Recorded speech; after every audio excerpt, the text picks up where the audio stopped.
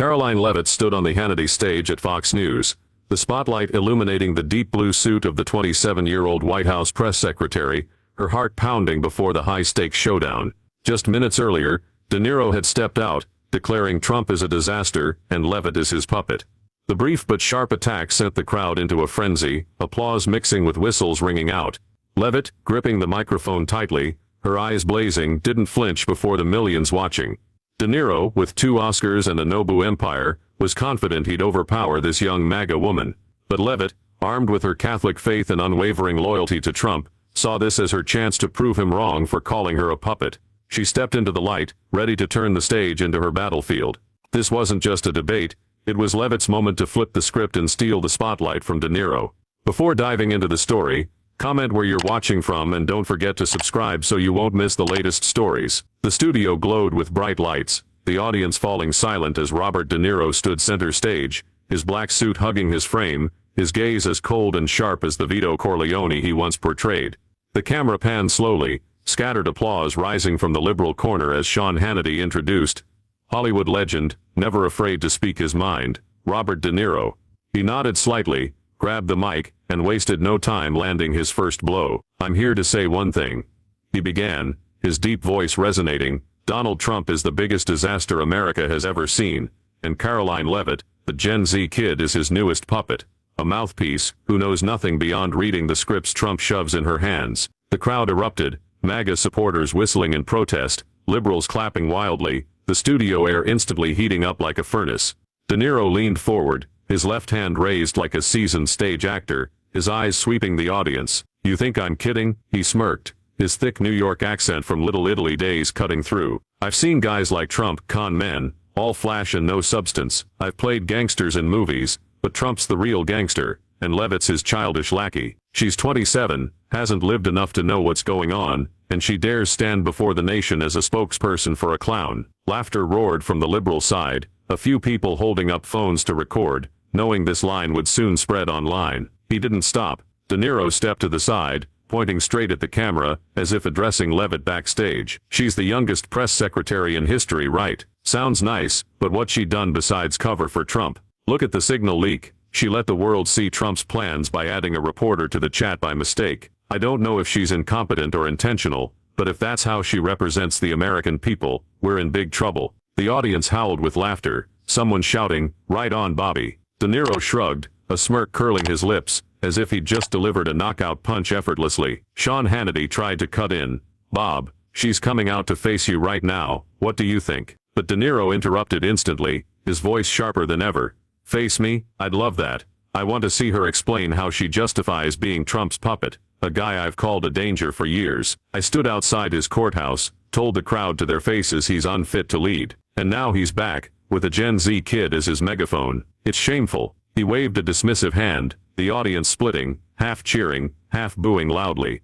De Niro paced the stage, his voice dropping low, dripping with drama like his Travis Bickle in Taxi Driver. "You know, I'm not just talking for fun. I've seen America through decades. I grew up on real streets, not fake mansions like Trump. I make movies. I build Nobu. I live real. Trump, he just destroys. And Leavitt? She's the young face he uses to fool people. Like, look, I'm modern. But she's not fooling me. She's got Catholic faith, prays every day, fine. But if she's praying to cover for Trump, even God can't save her." Laughter erupted again, louder this time, a few standing to clap. He paused, turning toward backstage where Leavitt waited. "Karoline, I know you hear me," he said, his tone brimming with challenge. "You tweet you're not afraid of anyone, that you'll defend Trump at all costs, so come out here. I want to hear you, no edits, no scripts, just the truth. But I'll warn you, I don't go easy. I've fought bigger than you my whole life, from film sets to politics, and I've never lost." He pointed straight at the wings, the crowd roaring with applause, the tension thick as a taut string. De Niro sat down, tapping the table lightly, a smug grin plastered on his face. "She wants to be Trump's mouthpiece. Fine, but don't expect me to stay quiet when she steps out. I'm here to expose Trump, Leavitt, the whole crew. This isn't a movie, it's real, and I'll show the country how she falls." He winked at Hannity, who laughed loudly.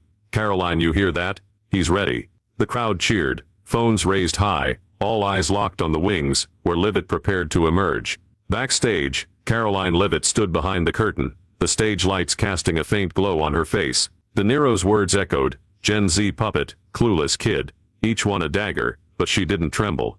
Her deep blue suit hugged her frame, blonde hair tied back neatly, fists clenched, eyes ablaze. This was Fox News turf, where she'd appeared on Fox and Friends, and she wouldn't let De Niro win. She turned to her assistant, voice sharp. Where's that old De Niro clip? The assistant held up an iPad. Here. He praised Obama in 2016, contradicts him now. Leavitt smirked. Good. Send it to production. I want it on screen when I go out. The stage lights hit Karoline Leavitt full force as she emerged from backstage, her high heels clicking loudly on the floor, the deep blue suit accentuating her petite but determined frame. The ad break music faded, and Sean Hannity stood, raising a hand to introduce, and here's Karoline Leavitt, White House press secretary, ready to face Robert De Niro. The crowd exploded, MAGA supporters clapping thunderously, liberals whistling in mockery. Leavitt nodded slightly to Hannity, her gaze sweeping the room before locking on De Niro. He sat there, arms crossed, smirk still intact, as if waiting to watch this 27-year-old crumble under his earlier assault. But Leavitt hadn't come to lose, she'd come to destroy. She gripped the mic, standing tall, her voice ringing clear across the studio. Mr. De Niro, I heard everything you just said. Gen Z puppet, clueless kid. You think you can stand there, with your 2 Oscars and Goodfellas voice, and humiliate me, and President Trump in front of the nation? You're wrong. The room fell silent for a moment, stunned by her confidence. De Niro raised an eyebrow, smirking, but Leavitt gave him no chance to interrupt. You call Trump a gangster, me a childish lackey, but have you looked at yourself? A Hollywood legend, living in luxury off Nobu hospitality, starring in flops like The Alto Nights, and you dare talk about failure. You've made millions playing tough guys, but in real life, you're just an out-of-touch relic who doesn't get the American people. Applause broke out from the MAGA side, a few standing to cheer. Leavitt stepped closer to the table, her eyes locked on De Niro. You mock me over the signal leak?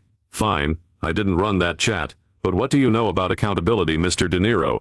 You stood outside Trump's courthouse, called him a malignant narcissist, but ever looked in the mirror? She signaled production, and the big screen lit up. An old 2016 clip played, De Niro in a gray suit, grinning on CNN. I like how Obama handles things. He's smart, he's got vision. The clip froze, and Leavitt turned to him, voice cutting. That's you praising Obama, the guy Trump beat to bring the change millions of Americans wanted. So who's the hypocrite here? You hate Trump, but you backed what he fixed. I may be young, but at least I'm not pretending like you. The crowd erupted, applause and whistles shaking the studio. De Niro gripped his chair, face flushing, clearly unprepared for this 27-year-old to fire back with ammo. He opened his mouth to retort, but Leavitt cut him off. I'm not done, Mr. De Niro. You say I'm Trump's puppet? I'm here because I believe in what we're doing. Making America strong again, from the economy to the border. And you? Who do you represent besides Hollywood elites? You live in mansions, open Nobu restaurants, while I grew up in New Hampshire, in a middle-class family, knowing what Americans need. Who's really out of touch? The MAGA crowd leapt up, shouts of Karoline. Karoline, echoing from every corner. Hannity laughed loudly, raising a hand as if to calm things down, but Leavitt wasn't finished. She stepped closer, pointing straight at De Niro. You mock my faith, say I pray to cover for Trump. I pray for strength, strength you don't understand, because you only play tough on screen. I don't need Oscars to prove myself. I've got the American people behind me. Applause now spread across the studio, even some neutrals nodding, swept up in her momentum. De Niro leaned back in his chair, hands trembling, his smug grin gone, replaced by rare unease. She leaned forward, voice low but clear through the mic. You want unedited truth? Here's the truth. Trump won because the people chose him, not you. I'm 27, but I've worked for him since college, from the White House to the campaign. I'm not a puppet, I'm a voice for millions. And you? You're done, Mr. De Niro. The Alto Nights lost $40 million. What standing do you have to talk about success or failure? De Niro shot up, pointing at her. You think you're clever, huh? I fought bigger than you my whole life. But his voice faltered, lacking conviction, and the crowd started whistling in mockery. Leavitt smiled faintly, eyes never leaving him. Fight who you want, but today you lost. I'm not here for your amusement. I'm here to show the country how wrong you are. She turned to the audience, raising a hand. Who agrees with me that Mr. De Niro should retire? The room exploded, clapping, cheering and whistling blending into a victory symphony. Hannity jumped up, clapping and laughing. Karoline, you just made this stage yours. Leavitt sat across from De Niro, legs crossed, gaze steady. He stared back, hands gripping the chair, face red as if slapped. "You're good," he muttered. "Just loud enough for the mic, but I'm not done." Leavitt shrugged, replying, "Neither am I, Mr. De Niro. Ask away if you dare." The clip of Leavitt playing the old video, and her "you're done" line hit the web instantly via Fox News' team. Within seconds, #Leavitt fees De Niro rocketed on X, viewers at home sharing it frantically. De Niro sat there, eyes darkening, clearly blindsided by the counterpunch. Leavitt, with Fox News sharpness and Trump loyalty, had turned his attack into her springboard. This wasn't just a comeback, it was peak destruction, and the nation watched a Gen Z star take down a Hollywood legend, live on air. Robert De Niro sat across, hands clenched on the chair's arms, face flushed as if his 81-year reputation had been slapped. His eyes darkened, smug grin gone, replaced by anger mixed with confusion. Leavitt had turned him from Hollywood icon to punchline. "You're done. You live in luxury mansions," each word a knife to his pride. Sean Hannity, still between them, laughed loudly. "Bob, got anything to say? She just lit this studio up." But De Niro didn't laugh. He took a deep breath, stood, pointing straight at Leavitt, voice trembling but trying to stay steely. "You think you're so smart, kid?" he growled, his deep Goodfellas tone now tinged with strain. "You dare stand here in front of me using old clips to lecture me? Who do you think you are to say I'm done?" The room hushed for a moment, awaiting a sharp comeback, but his words lacked their usual punch. Leavitt sat there, legs crossed, gaze unflinching. "You're Trump's puppet, I was right." De Niro pressed on, hand raised like he was on a Broadway stage. "You're 27, haven't lived enough to know what's what, and you dare come on Fox News to teach me about truth. I've seen guys like Trump, he's a menace, and you're just his megaphone." Mocking whistles rose from the MAGA side, a few yelling, "Sit down, Bob." De Niro spun toward them, eyes blazing. "You want me quiet? I won't shut up. I'm here for the truth. Trump's unfit, and so is she." But his voice wavered, unconvincing, and laughter broke out. Hannity cut in, hand up to ease the tension. "Bob, cool it. She brought receipts. How do you answer that clip?" De Niro turned back, pointing at the now dark screen. "An old clip. So what? I can change my mind. I'm not a puppet like her, reading Trump's script word for word." But his retort only fueled louder laughs, someone shouting, "Really done now, Bobby." Leavitt leaned forward, smiling faintly. "You want to talk about scripts? I don't need anyone to write my words, but what about you, Mr. De Niro? You've lived off scripts your whole life, from The Godfather to The Irishman. I'm here because I believe in what I say." The crowd clapped again, louder this time, and De Niro gripped the mic tightly, his face beet red as if about to explode.